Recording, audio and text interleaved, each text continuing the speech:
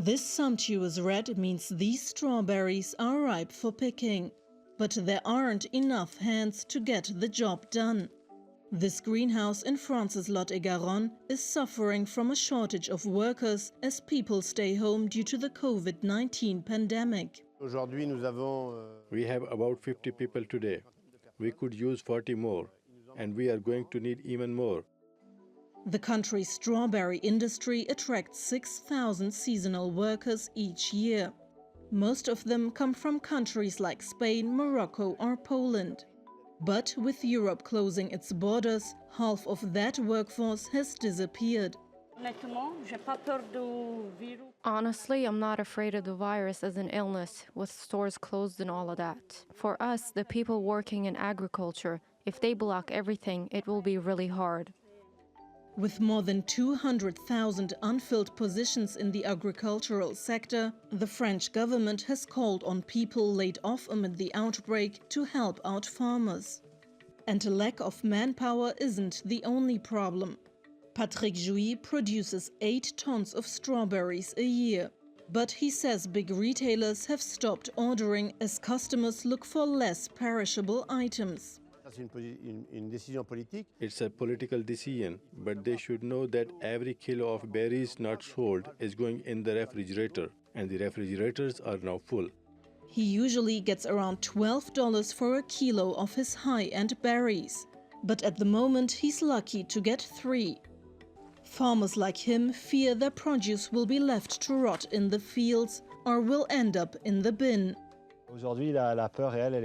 Today, the real fear is to have to throw strawberries away. The demand, whether in France or abroad, has been non-existent for a week. So we're really asking people to buy French in order to not have to throw anything away. It's almost peak fruit and vegetable season across the Mediterranean. But with the supply chain at a standstill, these bumper harvests may prove worthless. Sibel Karkus, TRT World. Well, for more, I'm joined now by Abdolreza Abbassian in Rome. He's a senior economist at the UN's Food and Agricultural Organization. Welcome to Money Talks, Abdolreza. Now, the UN FAO, your organization, has warned of a looming food crisis. Can you just explain to us what that looks like? Well, it's a warning about something that could happen. So let's be very clear about that. We do not have a food crisis today. But we have a long experience in all kind of various shapes and forms of the food crisis in the past. So we are worried that the current situation, if it goes on for long, can actually create problems at the local level in many countries, especially vulnerable ones. And as we know, coronavirus is not something that humanity is so familiar with how to deal with. So it's coming at a time when a lot of economies were already quite fragile. To have this situation now, I think we need to be very cautious, and we need to really prepare for unexpected issues that could happen. In your own program, you were showing what could happen for fresh fruits, for example. Not having enough labor, especially seasonal labor, can be an issue. But you have problems in terms of infrastructure, moving food.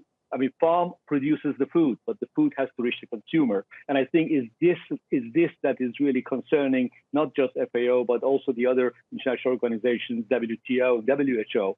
From the international angle, we're doing our best. The countries hopefully will stay together, they collaborate, and they will not create the problem more difficult as it is already. But at the national level, we need to do much, much more to make sure that there will not be shortages in the supermarket, and certainly that there is enough safety measures for the most vulnerable. Yes, now, as you say, you're saying a food crisis could take hold unless governments take action. What sort of measures do you suggest? Well, governments have to basically facilitate any problem that could arise because of the lockdown. So as you just mentioned, in France, they're saying, okay, we may not have workers being able to come and help us from outside, but we're going to move some of the people, thousands of them that are being unemployed these days in Europe, to probably go and help the farm. So it's a precautionary measure. I think that it is really important for countries to realize that on this, they are not alone, that we're all working together. So they have to find the best ways and means before it happens. So reassurance to consumer that food is there, that the shelves are filled, that the transport system works, that cross-border is functioning properly, and there are no obstacles to trade, I think is the best way forward to contain this. Countries know, we all know, this virus is terrible, but it will not be there forever. It's a question of few weeks or few months more. We can get over it, but if we do not make good measures, it's going to be much more painful in the longer run, and this is simply not acceptable. Now, I think by now we're all familiar with various images around the world of people panic buying in supermarkets. Unfortunately, but, yes. Is there a fear that perhaps not only consumers will do that, but whole governments will look to hoard food supplies and essentially not only deprive other countries, but the vulnerable from such staples?